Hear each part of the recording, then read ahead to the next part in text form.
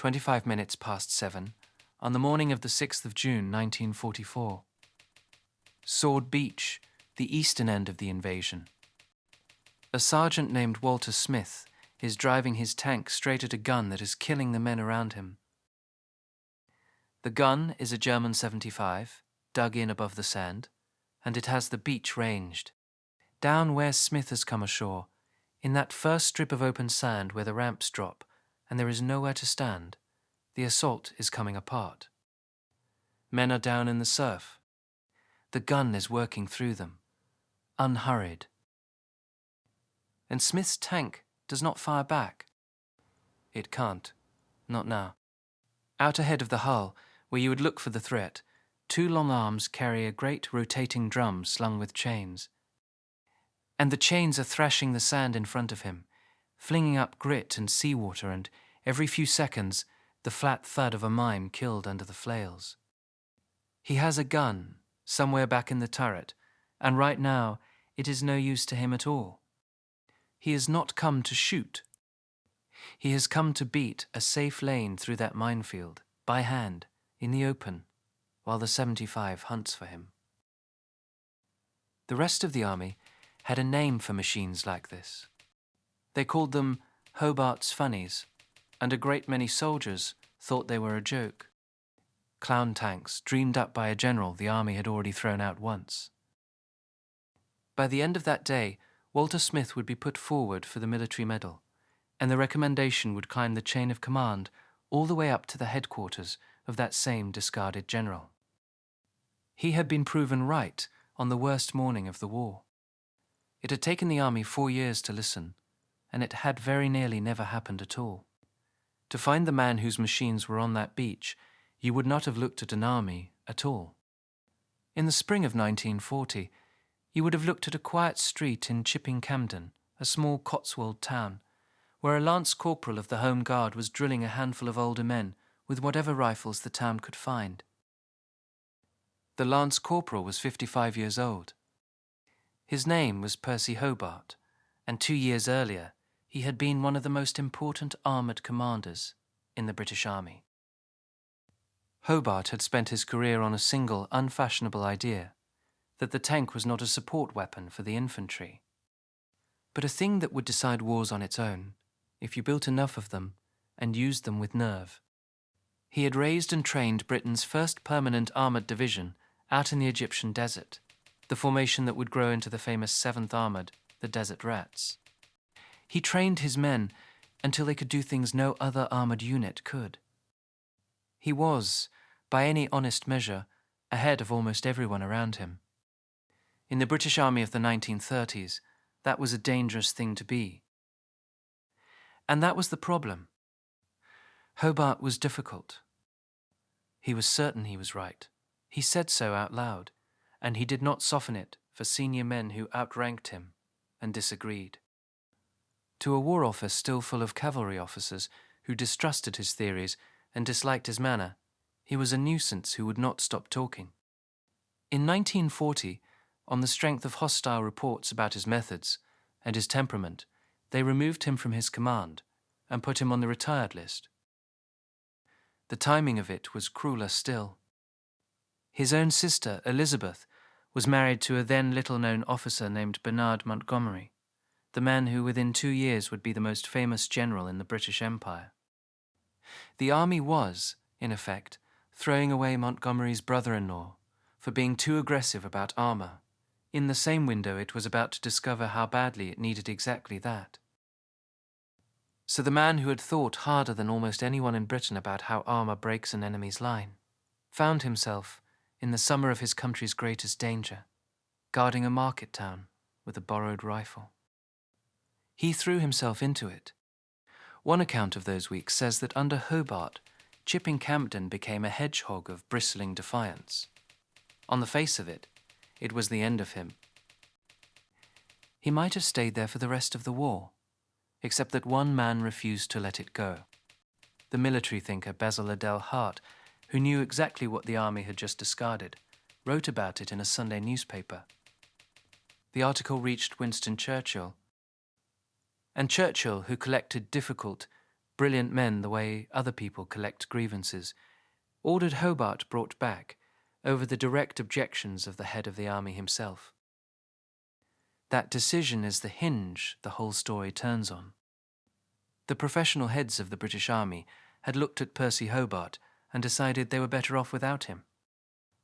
They were about to be proven wrong in the most expensive classroom there is.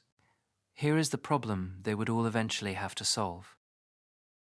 By 1944, the Germans had spent years turning the coast of France into a wall. Not a single wall, but a belt of it, miles deep in places. Concrete casemates with their guns angled to fire along the beach rather than out to sea, so that a man wading ashore was not being shot at from in front, but scythed from the side. Minefields buried under the sand above the tide line. Steel and timber obstacles planted in the surf itself, many of them topped with mines, set so that a landing craft coming in on a falling tide would gut itself on them before it ever reached dry sand. Machine guns sighted so that their fields of fire crossed and overlapped. And behind all of it, the guns in the dunes, like the 75 that was hunting Walter Smyth. When Field Marshal Rommel took over the defense of that coast, he made it worse.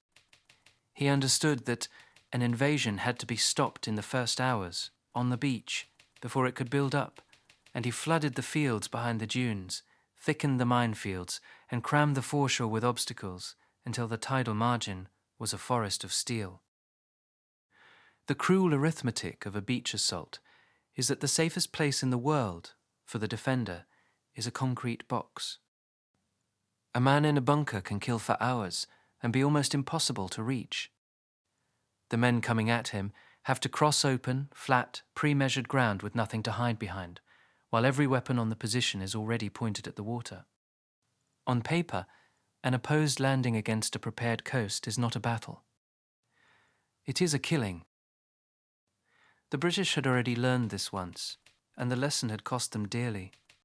On the 19th of August 1942, a raid on the French port of Dieppe had thrown infantry and tanks straight at a defended town.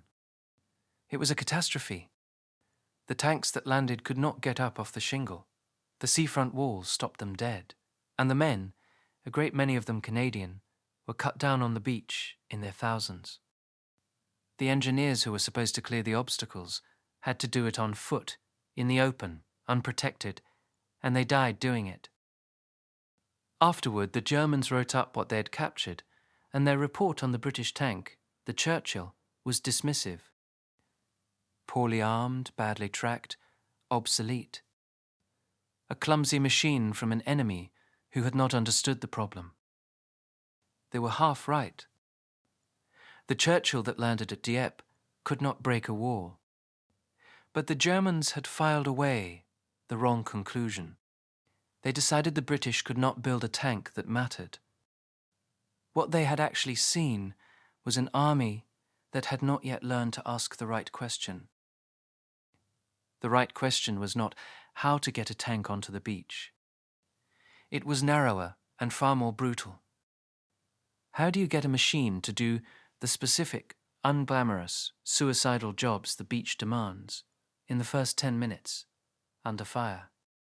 Clear the mines, fill the ditch, span the wall, bridge the soft clay, crack the concrete, so that the men behind it will not have to do those jobs with their bodies, the way the engineers had died doing them at Dieppe.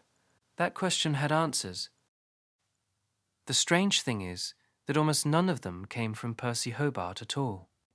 This is the part the legend usually gets wrong. The popular version says Hobart invented a zoo of clever tanks. He did not. The machines came from a scattering of difficult, obsessive men, each working on one piece of the problem, mostly ignored, and most of them had been knocking around for years before anyone in authority took them seriously.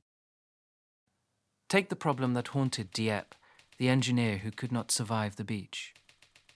A Canadian officer, Lieutenant John Denevan of the Royal Canadian Engineers, watched the lessons of that raid and reasoned backward to a simple, grim conclusion. If a sapper could not live long enough on a beach to do his job, then the job had to be done from inside armour. Within weeks of Dieppe, in the autumn of 1942, work began on bolting an engineer's toolkit onto a Churchill tank. That machine became the AVRE, the armoured vehicle, Royal Engineers, and its whole reason for existing was to let a man break the wall without standing in the open to do it. The thing it carried was older and stranger still. The mortar on the front of the AVRE belonged to a family of odd British weapons called spigot mortars, where the bomb does not sit inside a barrel, but slides over a steel rod and is thrown off it. The men called the round it fired the Flying Dustbin, because that is exactly what it looked like. A finned drum of high explosive, 40 pounds of it, 28 of those pounds being the charge itself, lobbed in a slow arc at a concrete wall. Almost everything about it sounds like a joke, until you understand what it was for. It had no range to speak of. You fired it from less than 100 yards, close enough to read the faces of the men you were about to kill. It was a clumsy thing to load. To reload it, a man inside the tank had to crack the mortar open over a hatch and push the next round in by hand, his arms briefly out in the open, while the beach did its worst to him. And here is a small thing that tells you everything. You will still find this weapon printed in the books as a 290mm mortar. That is simply wrong. Measure a surviving one, and the bore is 9 inches across. The men who laughed at the Dustbin Gun never even troubled to get its size right. But that ugly, short-ranged, hard-to-load, mismeasured gun did the one thing nothing else on the beach could do. It threw 40 pounds of explosive against reinforced concrete and broke it. The safest place on the beach, the concrete box that could kill all day, stopped being safe the moment an AVRE crawled up to point-blank range and dropped a dustbin through the embrasure. The flail tank had an even longer pedigree, and it came out of the desert. The idea of beating a path through a minefield with spinning chains is usually credited to a South African officer, Major du Toit, in 1942. His first machines, called Scorpions, were Matildas with a rotor on the front and a wheezing second engine to drive it, and 25 of them went into the Battle of El Alamein that October, flailing lanes through Rommel's mines. They were crude, and they broke down constantly.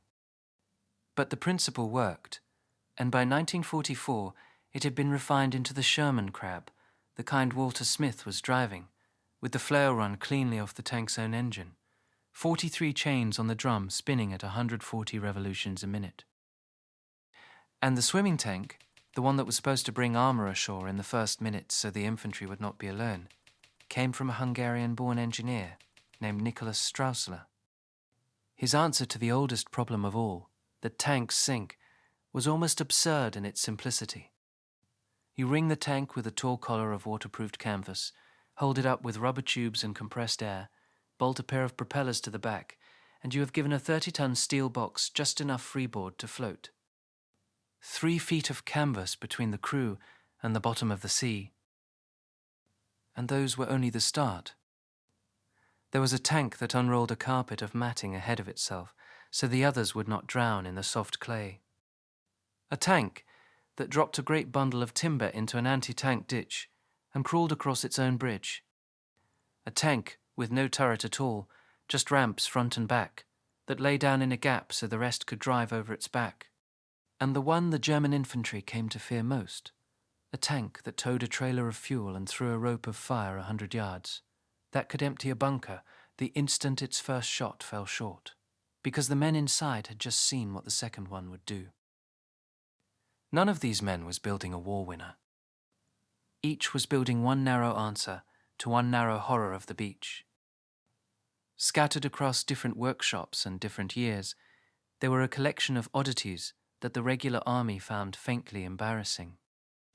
It took someone to look at the whole pile of them and see, not a set of jokes, but a method, that someone was the corporal from Chipping-Campden. When Churchill forced him back into uniform, Hobart was given a new armoured division, the 79th, and for a while it looked like a normal one, Then, in the spring of 1943, the head of the army, Alan Brooke, the same man who had objected to his recall, did something unexpected. In what one account dryly calls a happy brainwave, Brooke handed Hobart's division a different job entirely. It would stop being a fighting formation and become an experimental one. Its task was to take every strange machine anyone had built for beating a coast, make them work, weld them into a single system, and train the men who would crew them. This was the role Hobart had been waiting his whole career for, and it played to exactly the qualities that had got him sacked. He was relentless, he was certain, and he had no patience for anyone who told him a thing could not be done. He took Denovan's dustbin tank, and Dutoit's flail, and Straussler's swimming tank, and the carpet layers and the bridge layers and the flame tanks, and he drilled his crews on them, until the whole grotesque menagerie could be made to perform a single choreographed act: open a defended beach. The division was kept under tight secrecy, the swimming tanks most of all, and the training was as close to the real thing as Hobart could make it, which meant it was lethal. Men practiced driving a floating tank out of a landing craft into open water, with 3 feet of canvas between them and drowning, and some of them did drown. On the 4th of April, 1944, 2 months before the invasion, during a rehearsal in Studland Bay on the south coast, 6 swimming tanks went under, and 6 men were lost in a single exercise. At least 10 of these tanks lie off the British coast to this day, sunk in training, never having seen a German. The price of these machines was being paid before anyone reached France. The scale of what Hobart built is easy to miss because the Funnies look so improvised. The British turned out more than 600 Crab flail tanks and over 700 AVREs. On the morning of the 6th of June, the assault on 3 beaches would be led by around 70 of those flails and the AVREs that followed them, and almost every one of those specialist machines belonged to Hobart's division, parcelled out to the assaulting corps like a set of keys. The man the army had tried to be rid of had become, quietly, the single most important armoured commander of the invasion, and he had done it with tanks that everyone else thought were a joke. The bombardment was supposed to make all of this unnecessary. For weeks the plan had leaned on the idea that the Navy's guns and the bombers would flatten the German defences before the first man stepped onto the sand. They did not. On the British and Canadian beaches the shells churned the dunes and threw up a great deal of smoke, but when the bombardment lifted and the ramps went down, most of the strong points, most of the guns, and almost all of the minefields and obstacles were still there, still working. The men came ashore against a wall that was, for all practical purposes, intact, which is the entire reason the strange tanks went first. Where the Funnies led the assault, the beach had an order to it, a kind of grim choreography. First, the Crabs, flailing their lanes up from the waterline, blowing the mines so the men would not. Then the AVREs, crawling into the lanes the Crabs had opened, to drop their bridges, fill the ditches, and put their dustbins into the casemates. Then the infantry, who were supposed to walk up a beach that had, in those first violent minutes, been partly unmade for them. On Sword, in the Queen's sector, the first armour to reach the sand had swum there. The swimming tanks came in low and almost invisible, the most fragile things on the beach, the same kind of machine that had drowned its own crews in training off the English coast. One of them was commanded by a sergeant of the 13th, 18th Royal Hussars, named Ronald Hepper. His tank was forced down onto the beach, higher up than the plan called for, and he came out of the surf straight into a barrier of anti-tank obstacles, strung with mines. His own military medal citation, typed and clean in the archive, describes what he did next with the flat calm of a man filling in a form. With extreme skill and steadiness of judgment, it says, he manipulated his tank through all these obstacles. Then, cut off from the rest, from his isolated position on the beach, he was able to engage the enemy alone and unsupported. A 30-ton tank held up by 3 feet of canvas, threaded through a minefield by hand, and turned to fight, in the first minutes, alone. The thing waiting for all of them had a code name. The British called it cod, a nest of concrete and wire just behind the waterline, held by men of the German 716th Division, with a 75mm anti-tank gun and a clutch of smaller weapons and mortars all laid to fire straight down the open sand. The job of taking it belonged to the infantry of the East Yorkshires and the South Lancashires, and the flails and the dustbin tanks came ashore almost on top of it. This is the world Walter Smyth drove into. His military medal recommendation, written up afterward by the officers who watched him, records it in the flat language of an official form. He had landed at H-hour as a troop sergeant in a crab squadron and shown, the citation says, great bravery and powers of leadership in breaking the waterline minefields. And then this, at point-blank range, he overran a German 75mm anti-tank gun, which was inflicting heavy casualties on the assault forces, a gun of exactly the kind that Strongpoint was built around. His tank could not shoot it, so he drove over it. And then, with the beach still being swept by mortar fire, the same document records that he showed great gallantry in dressing the wounds of his troop under heavy mortar fire. He stopped, in the middle of all of it, to bandage his own men. A few hundred yards along the same beach, a sergeant named Thomas Kilvert was having a worse morning. Kilvert was a Royal Engineer, a sapper from Chorlton-cum-Hardy in Manchester, commanding an AVRE and 77 Assault Squadron, one of the Dustbin Gun tanks, the machine built to crack the wall. His tank was hit on the sand and put out of action almost at once. He could have stayed in the wreck. Instead, the citation records, with his crew he lifted mines by hand under heavy fire and continued until a gap had been cleared. They climbed out of the dead tank and started pulling mines out of the sand with their bare hands while the beach was being raked, until they had opened a path. Then Kilvert went forward, ahead of the leading infantry, into the village of Hermanville behind the dunes, with what the army called complete disregard for his own safety. The dustbin guns got their proper test a little further inland. South of the beach stood a far bigger problem than cod, a sprawling fortress the British called Hillman, a network of concrete bunkers and tunnels held by a German grenadier regiment, with anti-tank guns and machine guns covering every approach. The job of taking it fell to the Suffolk Regiment, and the AVREs went up with them, throwing their flying dustbins against the concrete, while the infantry worked through the position one bunker at a time, with grenades and handheld anti-tank weapons. It took most of the day, but this was the moment the whole ridiculous idea was built for, a 40-pound bin of explosive, fired from a tank everyone had laughed at, breaking open the kind of fortress that had massacred an army at Dieppe.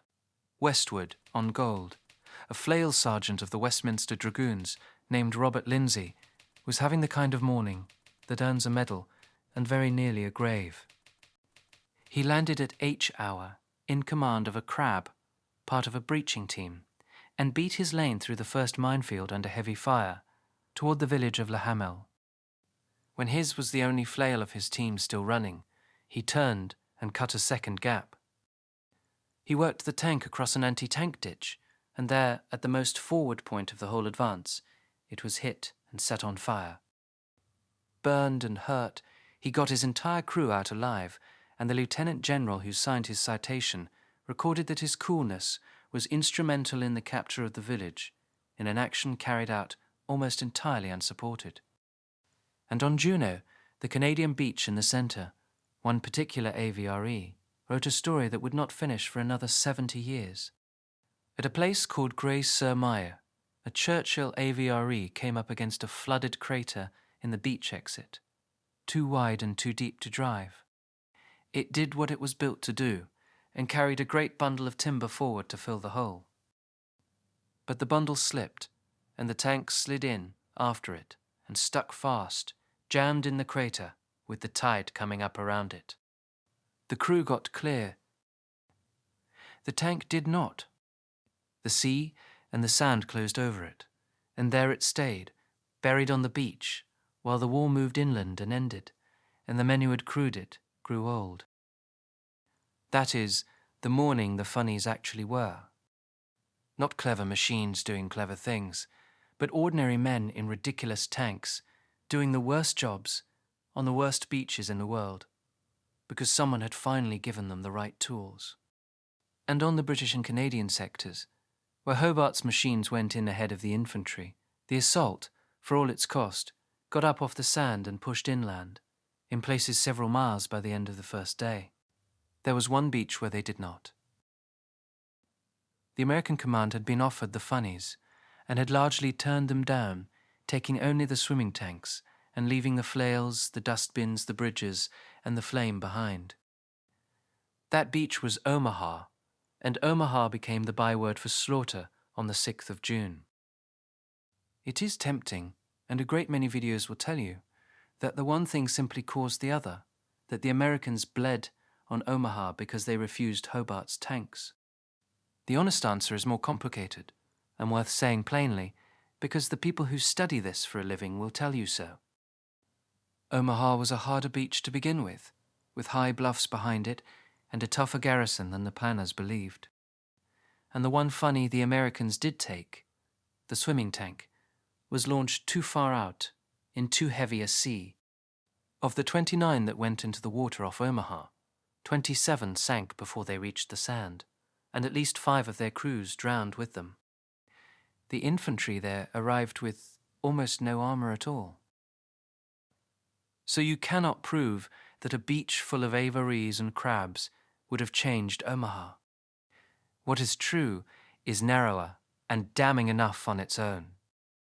The British had built a complete set of tools, specifically and only for the job of cracking a defended beach. And on the bloodiest beach of the day, by choice, those tools were not there.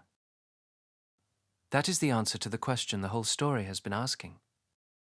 Was the army wrong about Percy Hobart? The formation they had tried to disband, put specialized armor onto 3 beaches, and helped get an army ashore against the most heavily fortified coast in the world, on a day that could have failed and did not. The man they had reduced to a corporal was, by the evening of the 6th of June, the only general in the British Army whose private collection of impossible machines had just been tested against the real thing and passed. He had been right. About the tank, about the wall, about the unglamorous, single-minded machines that no one else would take seriously. It had cost him his career, 4 years of his life, and the indignity of a corporal's stripes, to be proven right on a morning he had to watch from a map room, because divisional commanders do not land in the first wave. The detail that closes the circle is in the medals. Walter Smyth, Thomas Kilvert, Robert Lindsay, the flail sergeant who overran a gun and bandaged his men, the sapper who cleared a minefield with his hands, the crab commander who got his crew out of a burning tank.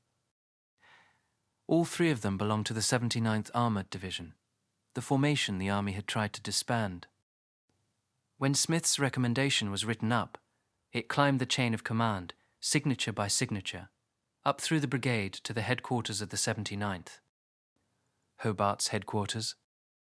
The bravery earned on those beaches, in the machines the whole army had laughed at, was being signed off in the name of the general the army had thrown away.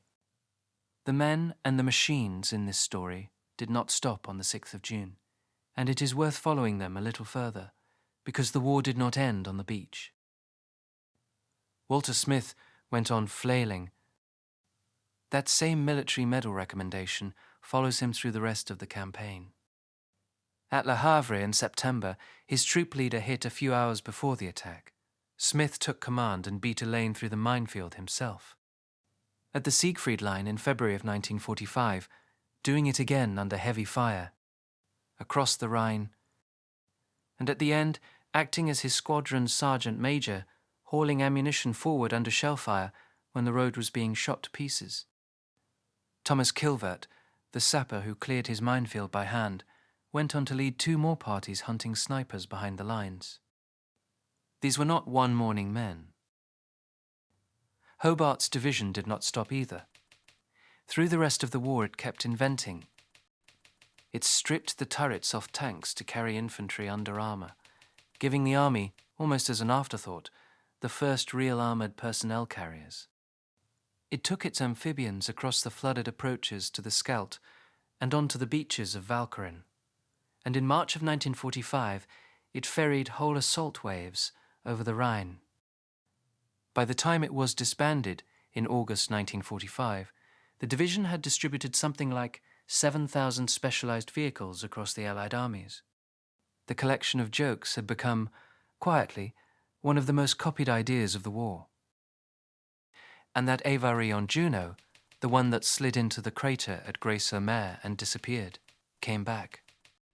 In 1976, more than 30 years after the tide swallowed it, the tank was dug out of the beach where it had lain buried the whole time. Two of the men who had crewed it on D-Day, Bill Dunn and Bill Hawkins, came back too and stood beside it when it was raised as a memorial to their unit. When Bill Dunn died, in 2014, his ashes were scattered around the tank so that he could stay with the machine he had ridden onto that beach as a young man, 70 years before. Percy Hobart was knighted in 1943, in the middle of all of it, the same army that had retired him now pinning a knighthood on him. He left the army in 1946, and he died in 1957, an old man in Surrey, the corporal who had been right. We know these stories because the records survive. The military medal recommendations for Smyth, for Kilvert, for Hepper, for Lindsay are real documents written in real ink by the officers who watched them, and they say, in their careful official phrasing, exactly what those men did on the 6th of June. Most of what you have just heard did not come from a textbook. It came from those papers. We read them. These men spent the war being treated as a joke. Clown tanks, funny tanks, the strange machines nobody quite took seriously, built by inventors nobody listened to, and led by a general the army had thrown out. They earned the right not to be remembered as one. If your father or your grandfather or your uncle served with the 79th Armoured Division, or the Royal Engineer Assault Squadrons, or one of the cavalry regiments that flailed those lanes or swam those tanks ashore, if there is a name in your family attached to one of these machines, leave it below. Tell us who he was and what he drove. We read every comment, and these are exactly the men who should not be allowed to disappear.